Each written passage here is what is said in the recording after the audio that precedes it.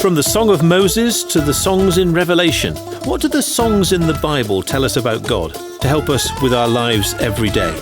That's what this series is all about. Stand by for brilliant insights from Bible expert Mike Beaumont. I'm David Taverner, and this is Bible Songs in 30 Minutes. The God who feels our pain. And we're in Jeremiah this time. Jeremiah, not somebody that springs to mind as somebody who was a great songwriter. No, absolutely not. He wouldn't be up there with our sort of charts and top 10, would he? But what we're going to see in Jeremiah is in his prophecies, because he was a major prophet in the Old Testament, is there are some of his prophecies that were delivered in the style of Jewish laments. And they were always sung, or perhaps we might even say wailed, to express the deep feeling that was going on, because that was the Jewish tradition. So the lament that we're going to look at today is one of those that would have been sung, lamented, wailed from deep within, with that sort of haunting tone to it, to portray some of the pain that is expressed in this song. And if you think of parts of the world where wailing as part of mourning is still the norm, it's interesting that, expressing yourself with some kind of sound and music even is okay. Yes, very much so. And if ever you see newsreels of lamenting in the Middle East today in particular, it always strikes us Brits as a sort of a rather noisy affair. Sort of the British approach to mourning is probably much more stiff upper lip. You keep it in and you apologize to people if you cry when you've just lost someone, and we'll have to say, no, it's fine. And you think, really, what a silly approach we take. But in the Middle East still today, this tradition of expressing your grief and it coming out is not putting on a show for people. It's simply a cultural expression of the deep agony and pain that you feel and that everybody fully understands. Was this out of character for Jeremiah? Well, probably not. He's often called by scholars today the weeping prophet for good reason, because his prophetic ministry was an incredibly painful one. The opening chapters of Jeremiah tell us that he was called to be a prophet at a very young age. He prophesied between about 626 BC to just after when Jerusalem fell in 586 BC. And it was at a time when Judah, the southern part of God's people, were being threatened by and would ultimately be conquered by that great empire, Babylon. And Jeremiah was given an incredibly tough task by God. It was to tell his people that judgment was coming unless they turned back to God. They had drifted so far from God that God said the only solution is for judgment to come as a way of disciplining you and purging the evil out of you. Oh, but by the way, Jeremiah, he said when he called him, they won't listen to you. But I want you to keep telling them anyway, because I want them to have opportunity right to the end to be able to turn to me. So he prophesied judgment is coming. Well, you can imagine that went down well. He even prophesied that the temple of the Lord would be destroyed and Jerusalem would be destroyed. Well, you can imagine that went down well as well. And of course, people said, don't be ridiculous. This is the house of God. How on earth could anything ever happen to this? And Jeremiah had to say messages like, well, it will, because you've turned so far from God. And all of that led to incredible suffering on Jeremiah's part at every level. I mean, he physically suffered. He was beaten up. He was put in the stocks. He was thrown into a muddy cistern. He was threatened with death. He suffered emotionally. He was maligned. He was accused of lying, accused of being a false prophet. And his written words were even burnt by the king when they were read to him. So physically, emotionally, at every level, this guy experienced pain for over, are you ready, 40 years. Wow. Now, I don't know if I would have lasted 40 days preaching and not just being ignored. Many of us will have been ignored or maybe even laughed at, but physically and emotionally and psychologically hammered away at for being faithful to God. And so it was little wonder that Jeremiah really got down at times. And the passage we're going to look at today is one of those times when he really, really gets down.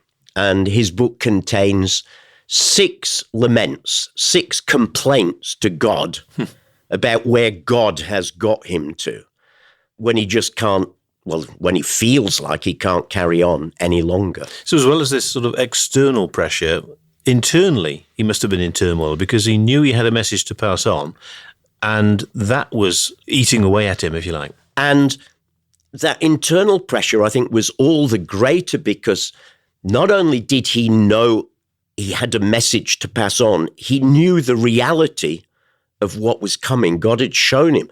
And so I suppose it's a bit like trying to say to someone, stop driving your cars down this road. I've just seen it goes over the end of a cliff and people keep zooming past you and you're trying to flag them down.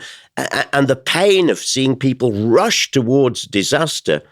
So it's not just, oh, they weren't listening to me. It's the pain of seeing what the result will be because they weren't listening to him. So as you say, this is like a complaint from Jeremiah to God. It very much is so. Shall we read it? Yeah. So Jeremiah 20, verse 7, here's his complaint, his lament. Remember, this would have been wailed or chanted out to God in a song-like fashion. O Lord, you deceived me, and I was deceived. You overpowered me and prevailed. I am ridiculed all day long. Everyone mocks me. Whenever I speak, I cry out, proclaiming violence and destruction. So the word of the Lord has brought me insult and reproach all day long. But if I say, I will not mention him or speak any more in his name, his word is in my heart like a fire shut up in my bones. I'm weary of holding it in. Indeed, I cannot. I hear many whispering, terror on every side. Report him. Let's report him. All my friends are waiting for me to slip, saying, perhaps he will be deceived. Then we will prevail over him and take our revenge on him. But the Lord is with me like a mighty warrior. So my persecutors will stumble and will not prevail. They will fall and be thoroughly disgraced. Their dishonor will never be forgotten. O Lord Almighty, you who examine the righteous and probe the heart and mind, let me see your vengeance upon them, for to you I have committed my cause. Sing to the Lord. Give praise to the Lord. He rescues the life of the needy from the hands of the wicked. Cursed be the day I was born. May the day my mother bore me not be blessed. Cursed be the man who brought my father the news, who made him very glad, saying, a child is born to you, a son. May that man be like the towns the Lord overthrew without pity. May he hear wailing in the morning, a battle cry at noon, for he did not kill me in the womb with my mother as my grave, her womb enlarged forever. Why did I ever come out of the womb to see trouble and sorrow and to end my days in shame? Well, I can see why this was Jeremiah's complaint, but I suppose the question in my mind is, how big is God's complaints department? It's very large. He's able to deal with anything that comes in, and you're not kept on hold for hours upon a time to be able to get through to him. Certainly Jeremiah did his fair share of complaints to God. Many of the other characters in the Old Testament did the same as well. So God is well able to deal with our complaints.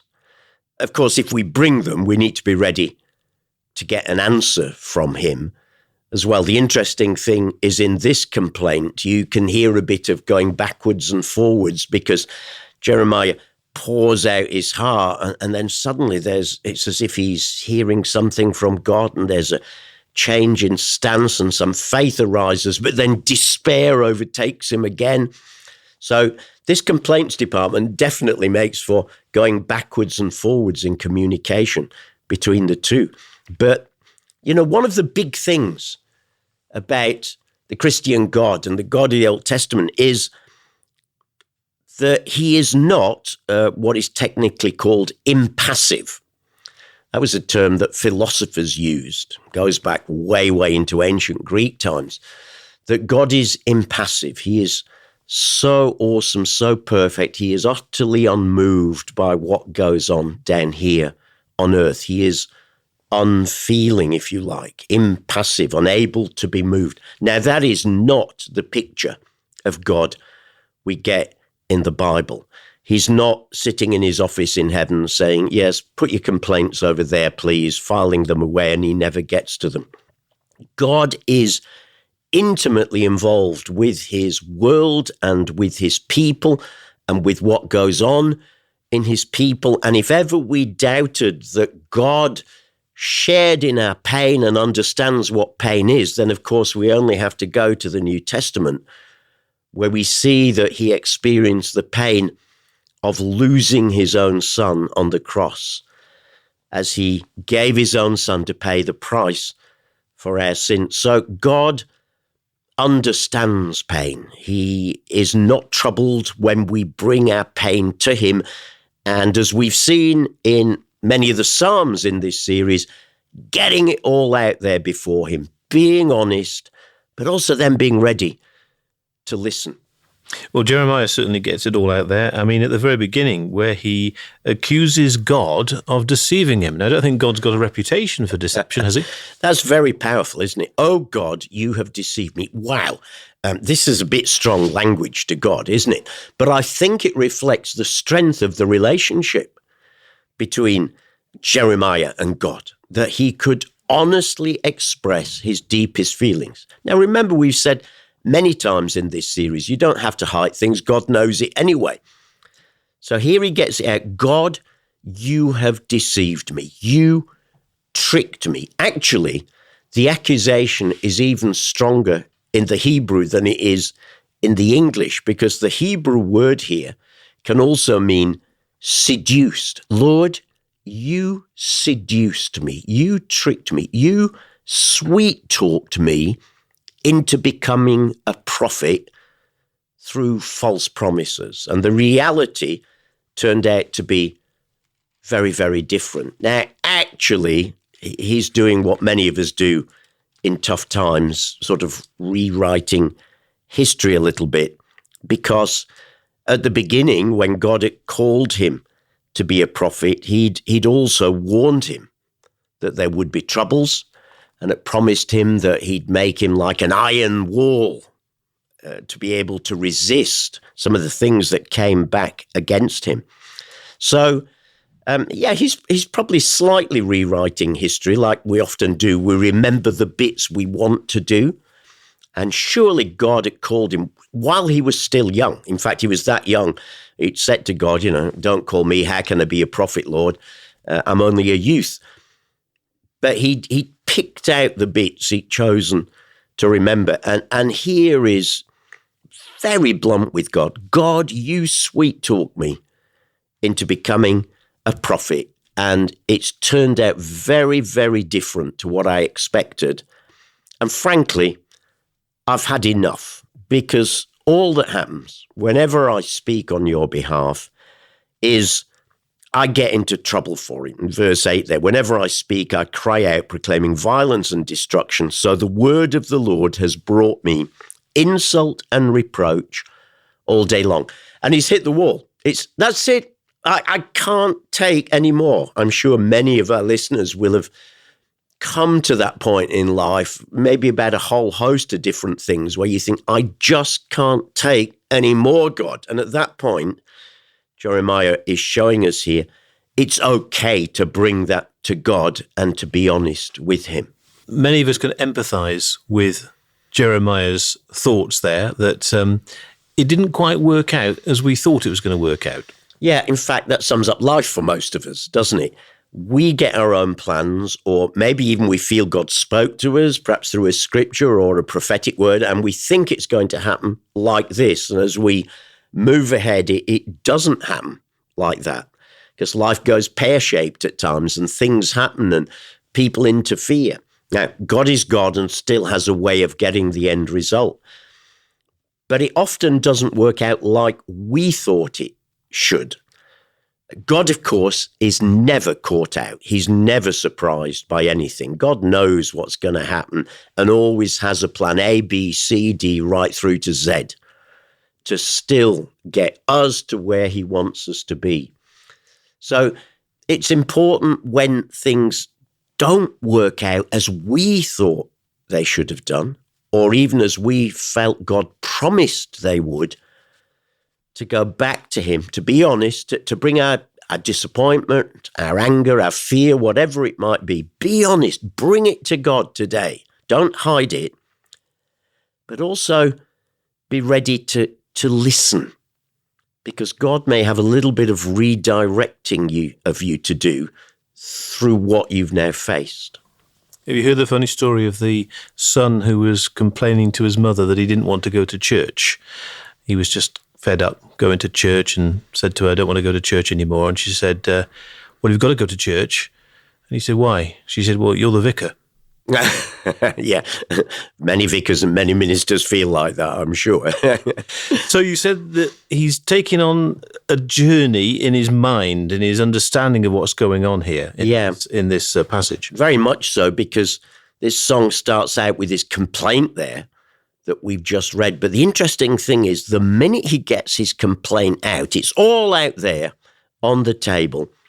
There's then a slight change in tone in the song. There's a realization there in verse 9. If I say I won't mention him or speak any more in his name, his word is in my heart like a fire shut up in my bones. It's like I've tried to give this up, but I can't. There's something burning inside me, this call of God on his life to be a prophet. And when God calls you to something, you can't lightly turn away from it and still be at peace.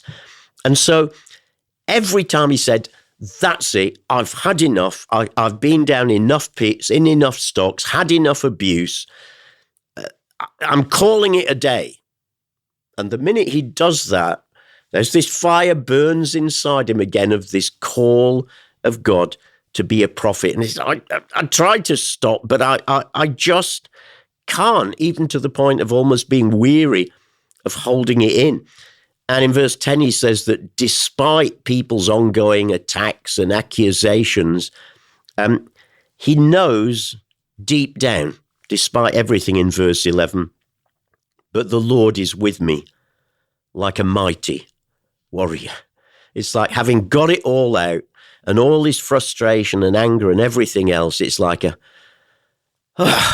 but I know you're still there, God, and I know you're still a mighty warrior, and I might have been overcome, but you aren't overcome. And it's interesting, isn't it, that it's at that moment that he offloads his complaint and gets it out and says, God, I'm fed up. You've tricked me. You've seduced me. I'm fed up of this.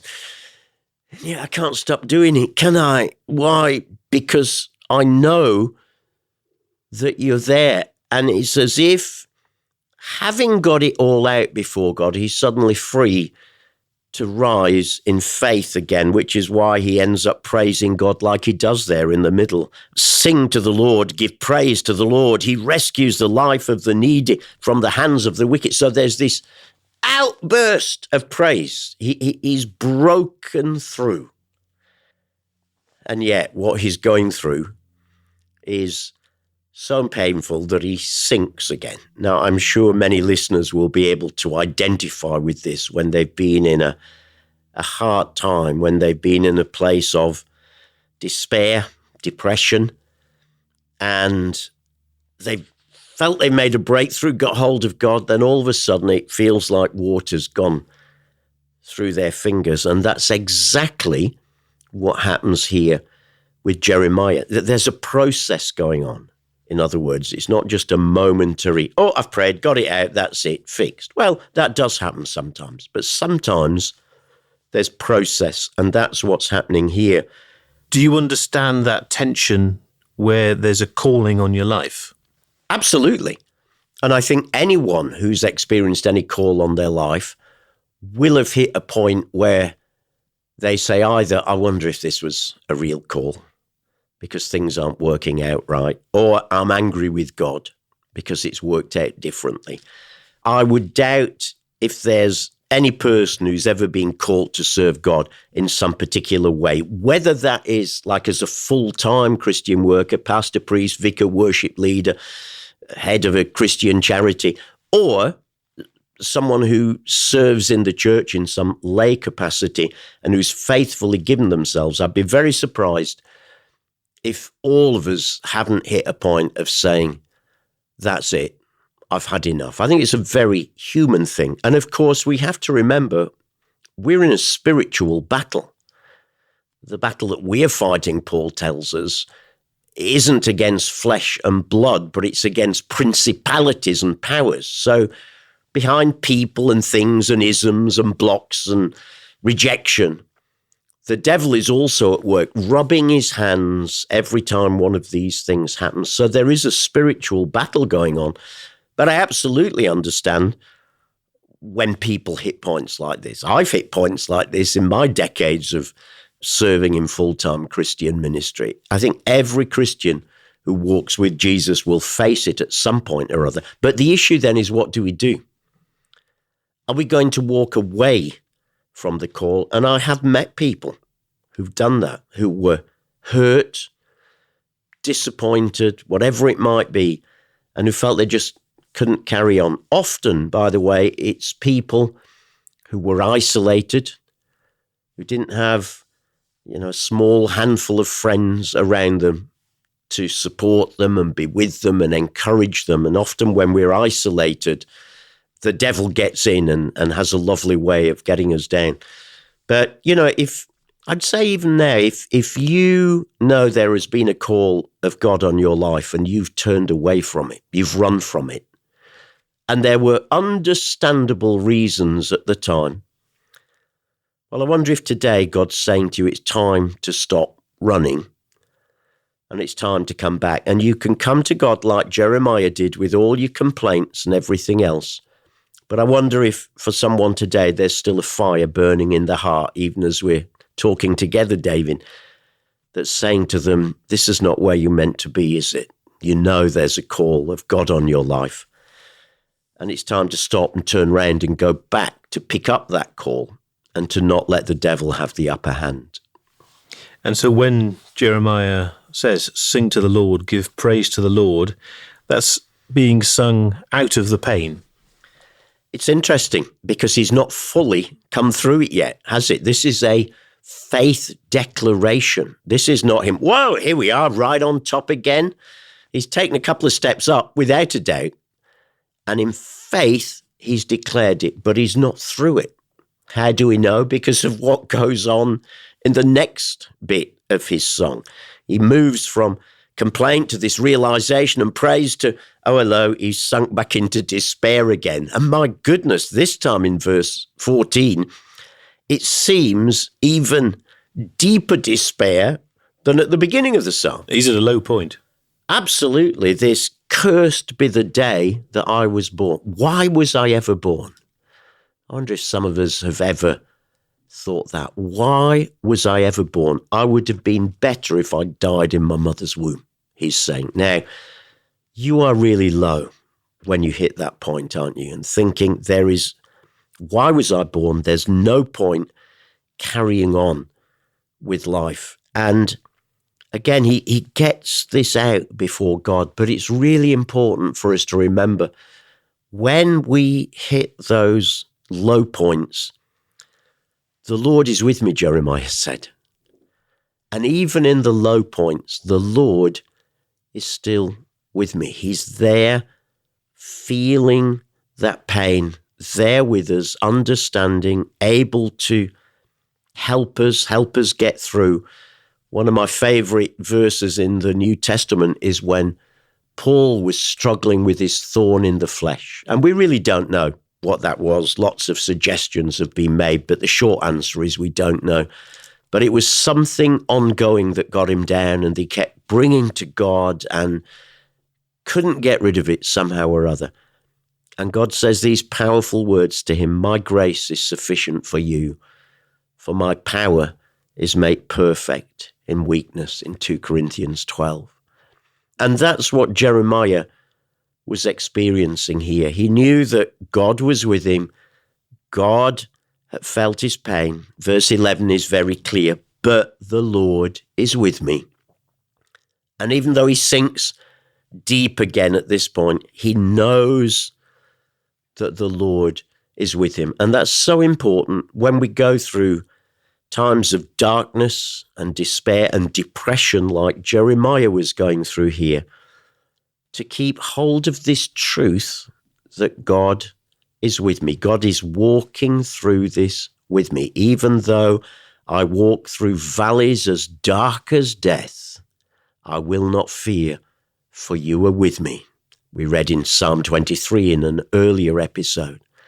So there's never a time, no matter how dark things are, when God is not with us, when God is not holding our hand to walk through that with us.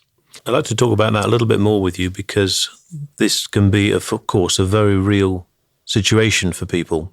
There are those who come to a point where they think they should take their life. What would you say to somebody who is at that point?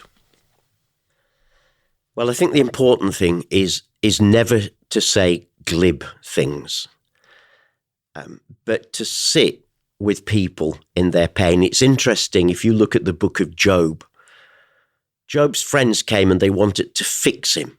They kept trying to give him the answers, his 3 friends, and then that young guy who comes at the end. They'd all got the answer to fix him and to get him out of it. And he ends up the book by saying, "Miserable friends are you all. Really all I wanted was you just to sit with me." So I think the first thing that I've sought to do, and I'd encourage others to do, is when you're helping people who are at such a low point in their life, even thinking about ending their life, is don't try to fix them, but do seek to love them. Let them know that you're there for them. And it's like you are God with skin on at that moment. God hasn't got a hand to hold their hand, but he can use your hand. So don't try to fix them. Do be there with them and for them. Let them know you're praying for them. Read scripture to them and encourage them to read scripture. And in those part of scriptures that help us know that God is good and God is there even in the tough times, either reading again the stories of Jesus in the gospel or going to the Psalms, which are so very relatable to life. So don't fix people. Do be there for them. Do love them. Do pray for them. Read the scriptures to them. Though you're not trying to hump them up, you're trying to help them along and encourage them to read the scriptures as well. And let them know that lie that you'd all be better off if I was gone is a lie. I always say that very tenderly to people, but equally very clearly that it is a lie, and that actually if they were gone, all it would do is cause an immense amount of heartache for people in the bereavement. But of course, at that moment, they're so overwhelmed, they think, I'm just causing problems for everybody, let me go. And it's not the case. It's a tough one. But if anyone's going through this at the moment, I would say, please just reach out to someone. Find one friend with whom you can be real and share what's going on and let them walk through this with you until, like Jeremiah did, you come out at the other side. And that's how Jeremiah's story continues, because this isn't the end. No, it isn't. We're only in chapter 20 here in Jeremiah, and he's got an awful lot more prophecies to bring yet, right through to the end of his book, 52 chapters in all. And his prophecies would turn out to be true. And of course, it's not the end, because here we are reading his words still today and finding God speaking to us through them. So the story is never over where God's concerned. There's always more that he wants to do. And Jeremiah would come through this tough time and would discover that that fire that was burning within him was still a fire, and God could still use him. One final thought is, how can God understand our pain? Because he's God. He is, but here's what marks out Christianity from every other religion in the world. The Christian message is that God so loved the world that he came. He didn't just send a prophet or a guru or a religious leader. He himself came in the person of his son into this world and lived life, not as some royal or as some rich guy, but as the son of a carpenter from a family that was so poor that when his mum and dad brought the offering for him at the temple, they brought the offering that the poor brought, the 2 pigeons. So he was not from a rich family. He was a working guy, a blue-collar guy who used his hands for the first 30 years of his life, working with his dad in the carpenter's shop, and then probably taking over the family business because it looked like his dad died early. So they had the experience of that and him being the head of the family until they'd all grown up. And then, of course, during his ministry years, the hardships that he had to face there, times physical, at times psychological, emotional, spiritual, and then the ultimate suffering of his death on the cross, not as a political expediency, but as a spiritual necessity, freely giving his life to die on the cross for us, so that as we believe in him and believe that he was there paying the price of our sin, we could find newness of life, confirmed by his resurrection from the dead. So does God know suffering? Oh yeah, he lived it, walked it, experienced it throughout his life when the Word became flesh in the person of Jesus, who walked this earth. An assurance that through his life and his death, God is absolutely the God who feels our pain. This is Bible Songs in 30 Minutes with Mike Beaumont and me, David Taverner. Don't miss our other 30-minute conversations about the Big Book, Bible biogs, Bible surprises, and the ever-popular Bible books. And how about following our Bible journeys on location in the Holy Land and beyond as we track the New Testament in Jesus Then and Now, followed by Unstoppable Church Then and Now. You can listen to all these wherever you get your UCB podcasts.